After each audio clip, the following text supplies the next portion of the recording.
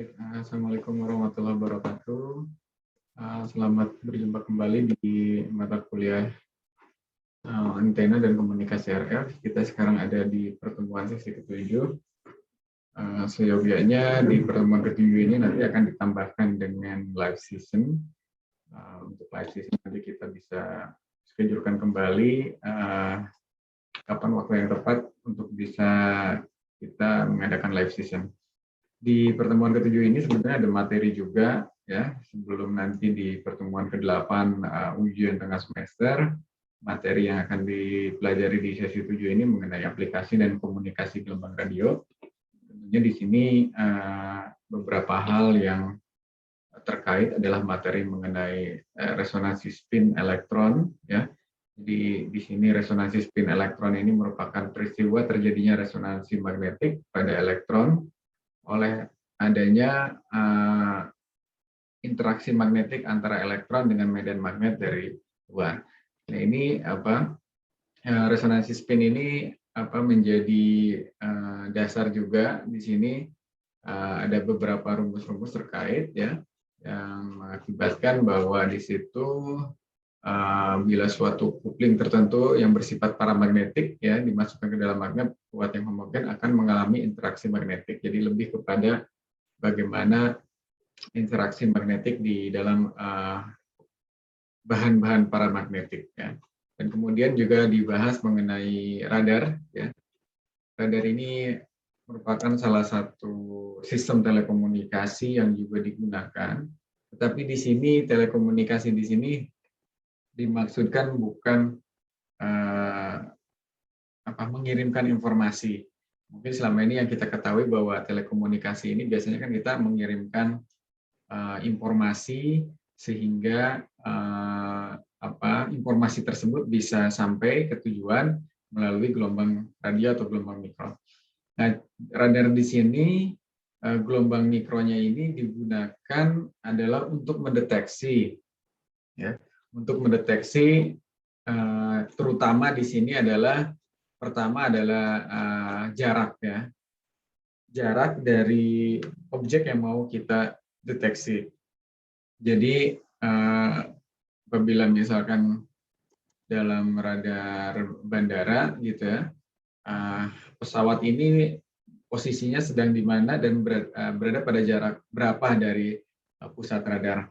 Nah, ini maka digunakan radar ini, sistem radar ini, di mana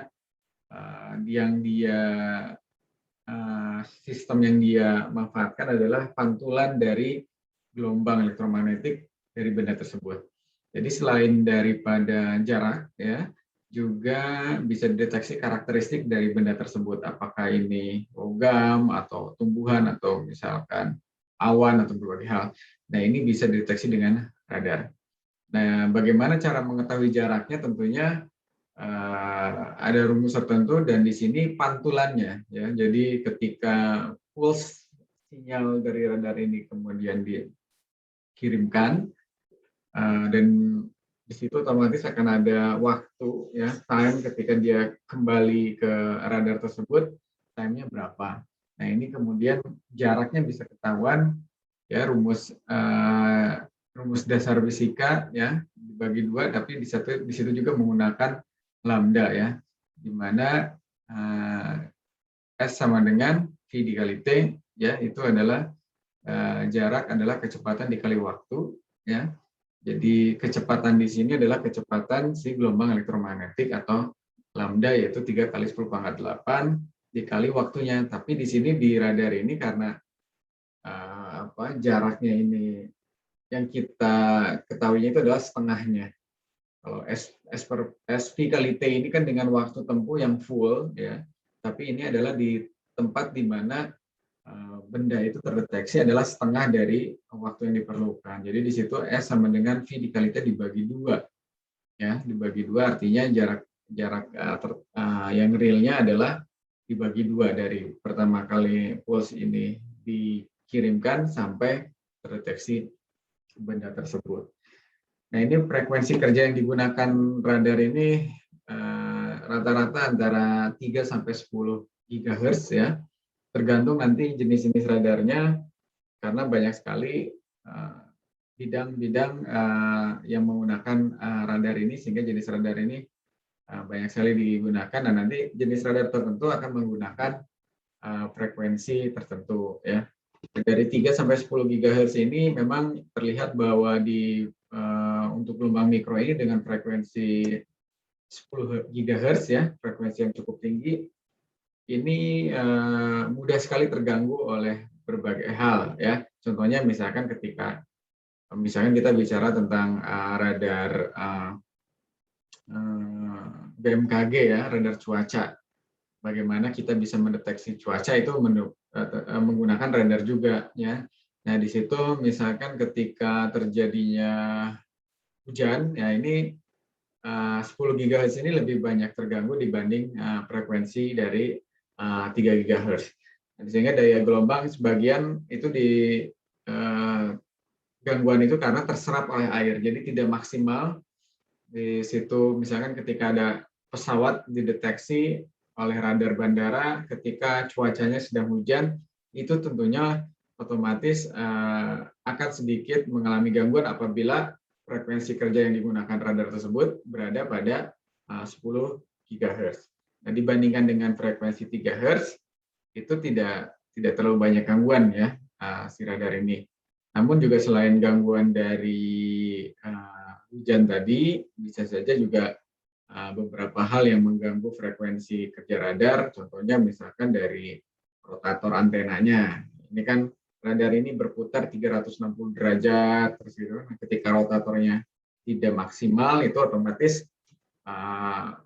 tangkapan sudut dari radar tersebut pun akan terganggu ya.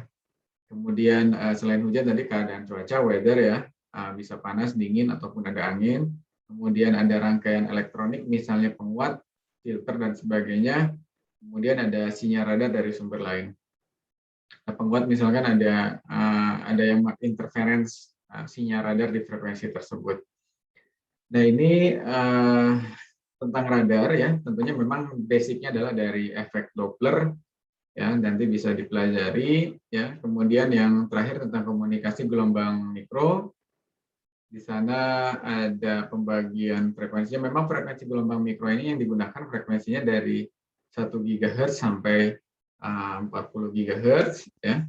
Dan di sana ada pita-pita pembagian frekuensinya juga dengan lambdanya, ukuran panjang gelombangnya. Ada pita L, S, G, C, J, H, X, M, P, N, K, dan R. Itu menghitung dari range tadi, dari 1 sampai 40. Misalkan 1,12 sampai 2,7, berarti pitanya kita namakan L dengan panjang gelombang 16,5 kali 8,26 ya.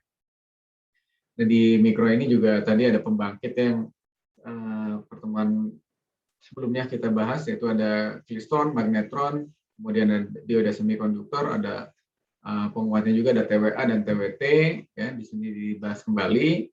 Ada sistem pemancar dan penerima komunikasi dengan gelombang mikro ya, di bagian 9.10 bisa dilihat ya, ini menggunakan antena parabola ya.